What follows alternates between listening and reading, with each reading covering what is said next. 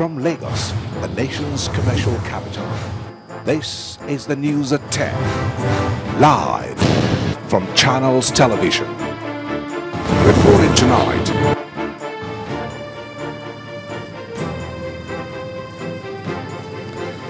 Hello and welcome. I am Olumide Macaulay. Tonight,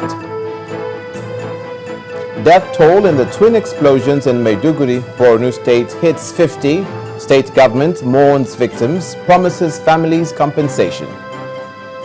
President Goodluck Jonathan and former head of state General Yakubu Gowon have advocated national unity and reconciliation at the church service wrapping up the Centenary celebrations.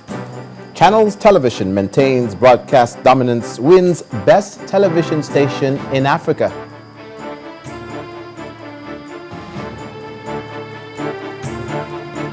And Ukraine puts all its armed forces on highest alert, says Russia's recent activities amounts to a declaration of war.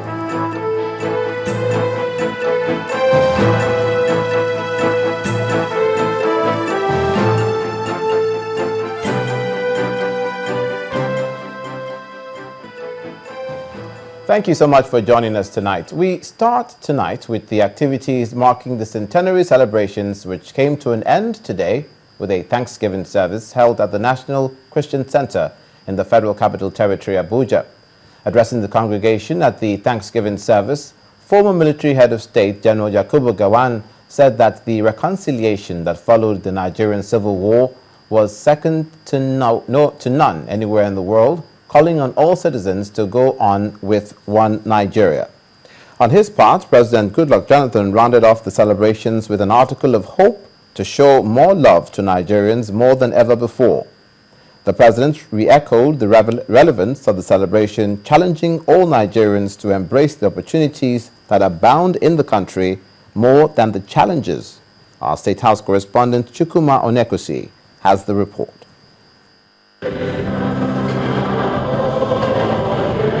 The purpose of the interdenominational church service at this National Christian Center is to thank God for seeing Nigeria through 100 years.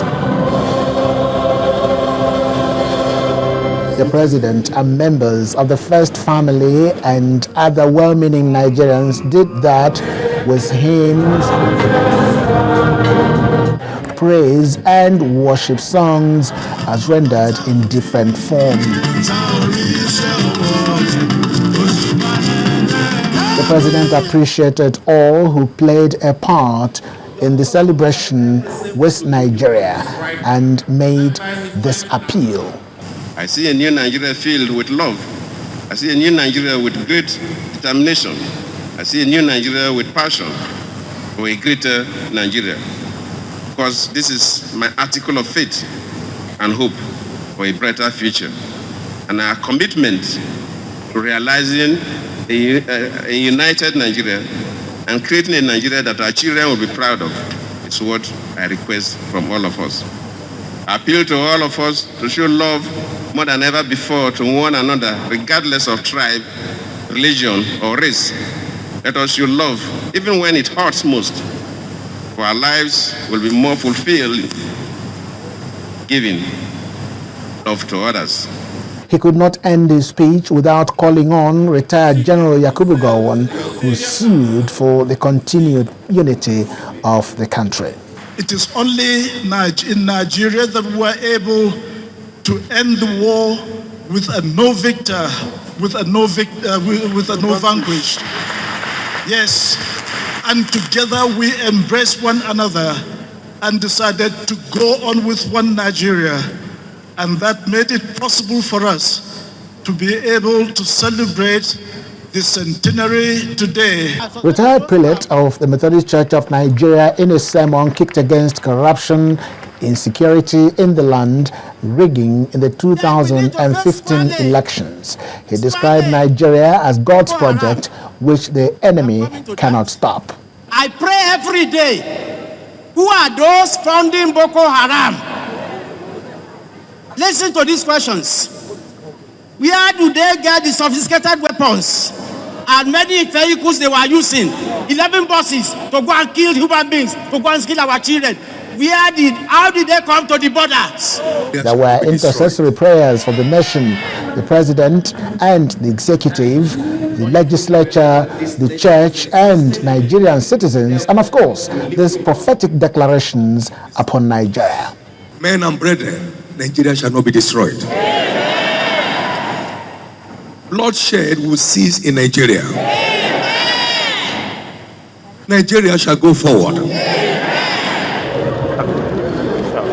As Nigerians round off the centenary celebrations, they've been asked to begin to speak well of their country and do those things that will give a sense of fulfillment to the citizens as they march into the next century with greater optimism.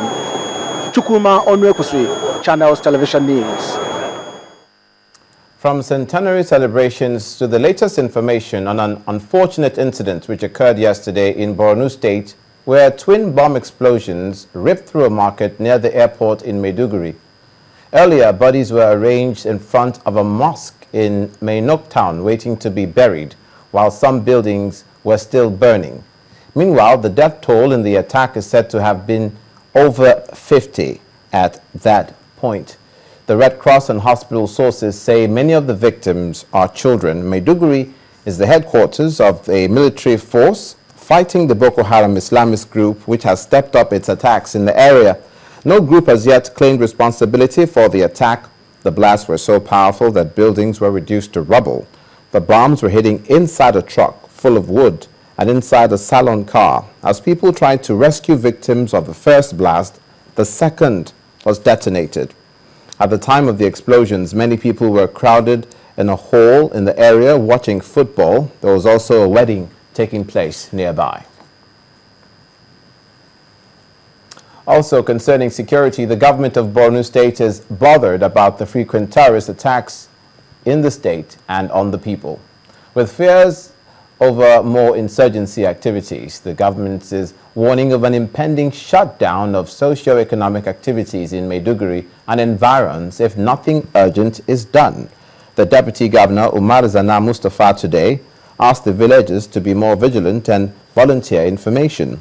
He assured them of government support as a committee has been set up to make available the names of the dead and the injured for adequate compensation. He also promised that the market will be rebuilt so that economic activities can return to the state. In the meantime, the federal government says the fight against the members of the Boko Haram sect may not be easy, but the military is doing all it can to reduce the number of these attacks.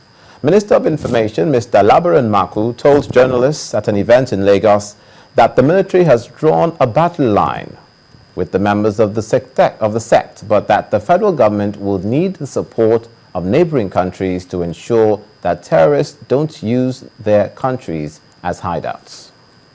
The nature of insurgency is generally difficult because you are not fighting a standing army. You are not fighting an army in uniform. So the battlefield is not defined. The enemy is not defined because he hides among the people or he hides in the bushes. And so even when you know where he is, you have to first sort him out so that you don't go and kill innocent people. It is not a conventional war where the army of the Federation is standing on one side and the terrorists are standing on the other side. If it were a conventional war where they come out and stay on the other side, I can tell you that the war will finish in 30 minutes. The military has the capacity to finish these insurgents in 30 minutes. But because of the nature of this war, where the insurgents live among the people, where they live in heavily or dense populations, where they live in small groups, hiding their identities, and when they have the slightest opportunity, they come out with weapons and kill the most vulnerable people. Minister of Information, Mr. Labaran Maku, staying with security issues, the latest attacks on innocent Nigerians in northern Nigeria in the past 1 week should not discourage Nigerians from believing the government is doing its best to curb Boko Haram activities.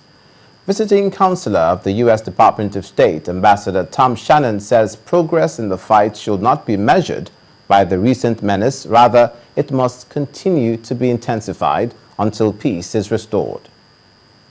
Our help is only going to be successful completely when all terrorism is done with. But at this point in time, we're going to continue to work with our Nigerian partners to fight terrorism wherever it appears.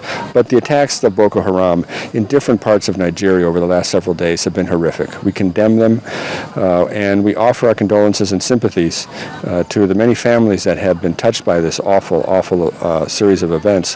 But we also reaffirm our commitment to Nigeria to work together in the fight against terrorism. Terrorists, by their very nature, are looking for different moments to attack. And so we just have to be vigilant constantly.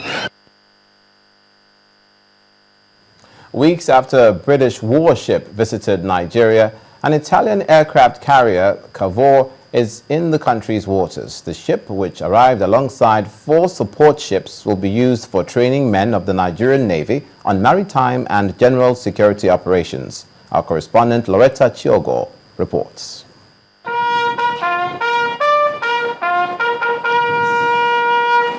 The guard in his honor.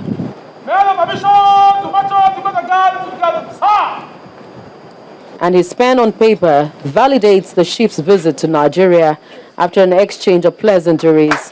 The flag officer commanding Western Naval Command and the visitor tells the reason behind the visit. We are here to cooperate with the Nigerian Navy. We'll be trying to transfer the experience that we have accumulated during our history and therefore allowing the Nigerian Navy to boost their capabilities, because I think it's very important for Nigeria to have a strong Navy. You have a lot of very important economic resources at sea. You need to be able to protect them because they are very crucial for the growth of this incredible and beautiful country. During peacetime, it's training and training again. And that is why you see us always collaborating with foreign friends like Italy. We are also going to carry out some passage exercise with some of our ships, participating. The size of the Italian aircraft carrier ship is quite intimidating enough to send fears into the spines of agents of insecurity on the sea. Though Nigeria is yet to have such, the visit of the multitasking ship and its mission as well is not far away from sharing security knowledge and, of course, operational strategies with the Nigerian Navy. On board the ship, the Italian ambassador to Nigeria says the two countries have more to tap from each other, even as she celebrates Centenary. This ship, as you can see, is a display of Italian technology, Italian capability. We strongly believe that our two countries can operate even further and even more hand in the hand, exchanging and working to further boost our relations in all sectors. The Cavour is an Italian built and delivered in 2004. It's 244 meters in length and has a sustained speed of 29 knots. Its presence on Nigeria's territorial waters is a strong statement. The 4-day operational training on the ship for men of the Nigerian Navy rounds up on Tuesday when the Cavour departs. Loretta Chiogo, Channels Television News. In part 2, after the break, Channels Television wins Best Television Station Award in Africa. That's in a moment. Do stay with us.